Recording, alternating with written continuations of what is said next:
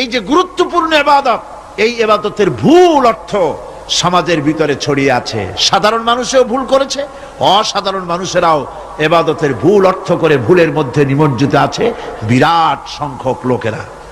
সাধারণ মুসলমানেরা তারা যে ভুলটা করলো ইবাদতের অর্থ করতে গিয়ে, সেটা হলো এই, সাধারণ লোকেরা মনে করলো কয়েকটা অনুষ্ঠানের নাম হচ্ছে ইবাদত, নামাজ, রোজা, হজ, যাকাত, সাদকা, ফিতরা, এর নাম হলো ইবাদত।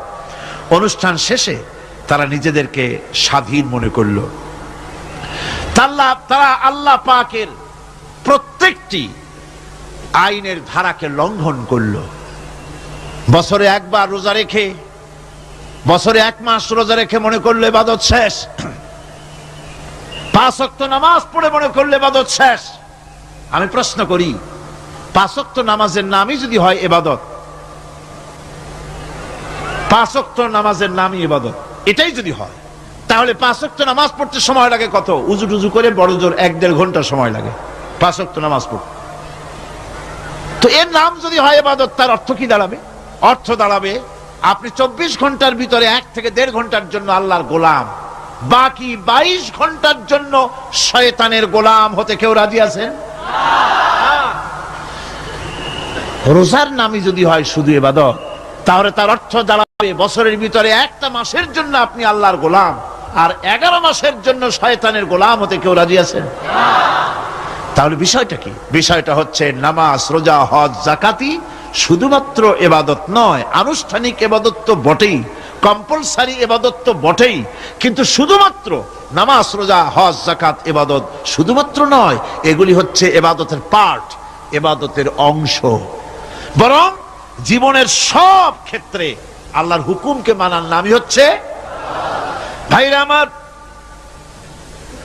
একদিকে নামাজ রোজা করছি, অন্যদিকে আল্লাহর আইনের প্রতিটি ধারাকে লঙ্ঘন করে চলছে, মিথ্যা ওয়াদা করে, মিথ্যা কথা বলে, সুদ খায়, ঘুষ খায়, জেনা করে, এরপরে অন্যের হক নষ্ট করে, প্রতিবেশীর হক নষ্ট করে, হারাম মাল খায়, হকদারের হক নষ্ট করে, প্রতিবেশীর হক নষ্ট করে, জিন্দা মুর্দা মানুষকে নিজের জন্য শক্তিধর বলে মনে করে, এক টুকরা রুটির জন্য অথবা 1 ফোঁটা 1 ঘটি পানির জন্য কাফেরের কাছে হাত পেতে দাঁড়ায়া থাকে। এই যদি অবস্থা হয়, এটাই যদি হয় ঈমান, আর এটার নামে যদি ইবাদত হয়, তাহলে এই পৃথিবীর মুসলমানের আজ লাঞ্ছিত কেন? আল্লাহর ওয়াদা কি মিথ্যা? নাউযুবিল্লাহি মিন যালিক। আমাদের ইবাদত যদি ঠিক হয়, যদি সত্যিকারের ইবাদত যদি আমরা করে থাকি, তাহলে ক্ষমতায় ইমানদারেরা নাই কেন? বিশ্ব জুড়ে মুসলমানেরা লাঞ্ছিত কেন? তাহলে বুঝতে হবে ইবাদতের মধ্যে বিরাট গরমিল করে ফেলেছি, ঠিক কিনা? লক্ষ্য করুন, যেই লোকটা হজ করতেছে, উমরা করতেছে, নামাজ পড়তেছে, মসজিদ মাদ্রাসায় চাঁদা দিতেছে, ওই লোকটি আবার ব্যাংকের থেকে সুদের টাকা নিয়ে ব্যবসা চালাইতেছে। ব্যবসা ঠিক রাখার জন্য, ইনকাম ট্যাক্স ফাঁকি দেওয়ার জন্য ব্যবসায়ীরা 2 ধরনের 3 ধরনের খাতা মেনটেন করছে। কথা ঠিক কিনা? মিথ্যা কথা বলছে, ঘুষ দিতেছে, বেশি করে বিদ্যুতের বিল যাতে না আসে সেজন্য যারা বিদ্যুৎ লাইনে আছে তাদেরকে পয়সা দিয়ে ম্যানেজ করতেছে, ঠিক কিনা?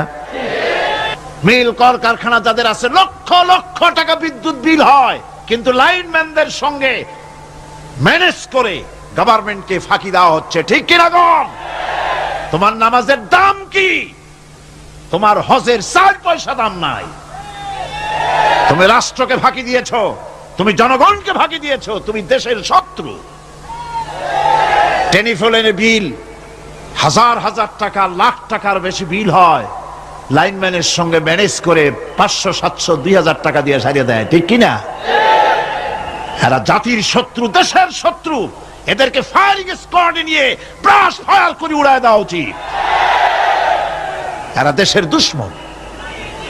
আল্লাহর গোলাম হতে হলে ভুল করে বসেছি ইবাদতের অর্থ করতে, শুধু নামাজ, রোজা, হজ, যাকাত, মাজারে কিছু চাঁদা দেওয়া, আগরবাতি, মোমবাতি, চাদর একটা দিয়া, পীর সাহেবরে 10,000 টাকা চান্দা দিয়া মোছে তেল মাইখা দাঁত বাইর করে হাসে। বেহেশতে তো গেছি, আর দেরি কত? বেহেশত তুমি যাবা, এত সহজ? দেশকে ফাঁকি দিছো, দেশকে ফাঁকি দিয়েছো,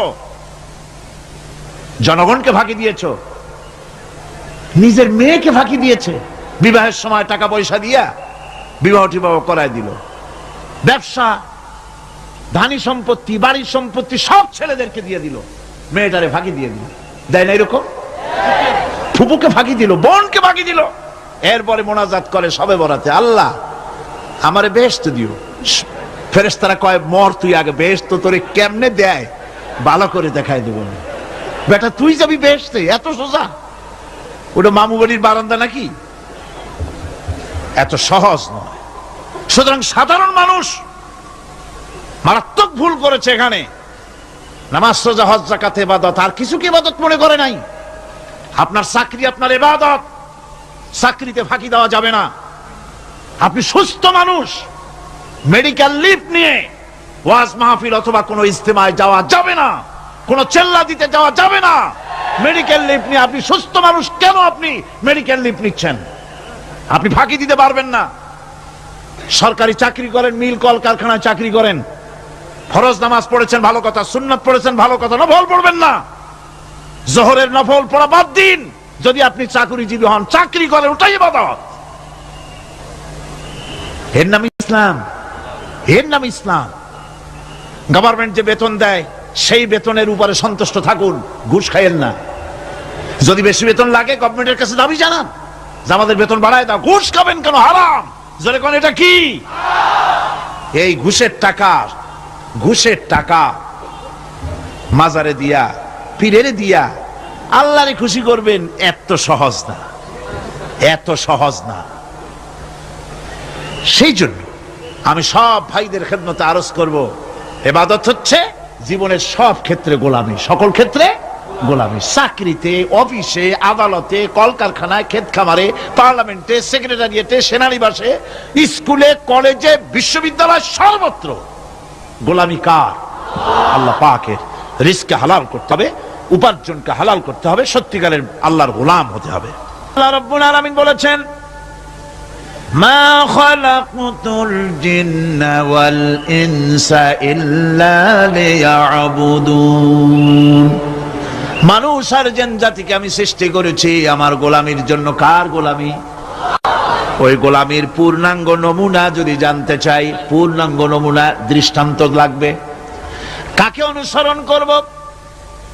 পূর্ণাঙ্গ ইবাদতের, আল্লাহর গোলামির পূর্ণাঙ্গ নমুনার জন্য কোরআনে কারিমে দৃষ্টান্ত সেট করা হয়েছে।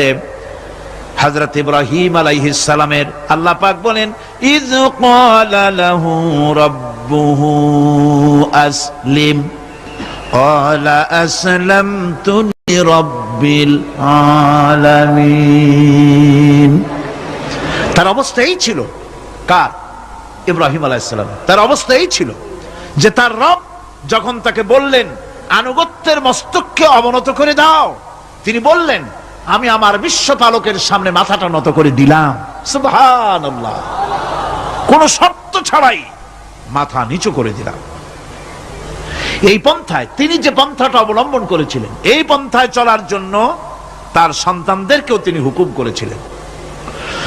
ووصى بها إبراهيم ببنيه ويعقوب يا بني إن الله اصطفى لكم الدين فلا تموتن إلا وأنتم مسلمون। ইয়াকুব এবং ইব্রাহিম আলাইহিস সালাম তার সন্তানদেরকে এই উপদেশ দিয়েছিলেন যে তিনি বলেছিলেন, হে আমার সন্তানেরা, আল্লাহ ছাড়া তোমাদের জন্য আল্লাহ পাক এই দ্বীনকে মনোনীত করেছেন। আল্লাহ পাকের আনুগত্য করবে, তার দ্বীনের প্রতি সারেন্ডার করবে। আর খবরদার মুসলমান না হয়ে যেন তোমরা মরে যেও না। মৃত্যু মুসলমান অবস্থায় থাকবে, অর্থাৎ মৃত্যু পর্যন্ত থাকবে কি অবস্থায়? মুসলমান অবস্থায়।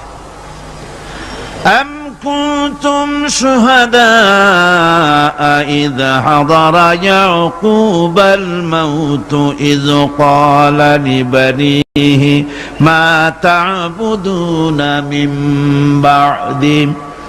ইয়াকুব আলাইহিস সালাম তার মৃত্যুর সময় জিজ্ঞেস করেছিলেন, ও আমার সন্তানেরা, আমার মৃত্যুর পরে তোমরা কার ইবাদত করবে, তার কার গোলামি করবে? তারা জবাব দিলেন, ক্বালু না'বুদু ইলাহাকা ওয়া ইলাহা আবাইকা ইব্রাহিম ওয়া ইসমাঈল ওয়া ইসহাক ইলাহাও ওয়াহিদান ওয়া নাহনু লাহু মুসলিমুন। নিঃসন্দেহে আমরা ইবাদত করব, গোলামি করব আপনার রবের, আপনার পিতার রবের, এবং আল্লাহর ইবাদত করব। আপনিও আপনার পূর্বপুরুষ ইব্রাহিম ইসমাইল যে আল্লাহকে ইবাদত করেছে, সে আল্লাহ পাকের ইবাদত আমরা করব এবং তার অনুগত হয়ে থাকব। দাসত্ব এবং পূর্ণাঙ্গ দাসত্বের গোলামির পূর্ণাঙ্গ নমুনা হচ্ছেন হযরত ইব্রাহিম আলাইহিস সালাম। আল্লাহর গোটা জমিন যখন শিরকের অন্ধকারে ডুবে গিয়েছিল, তখন হযরত ইব্রাহিম আলাইহিস সালাম তাওহীদের আলো জ্বালিয়ে দিয়েছিলেন। এই নিবেদিতদের ইমাম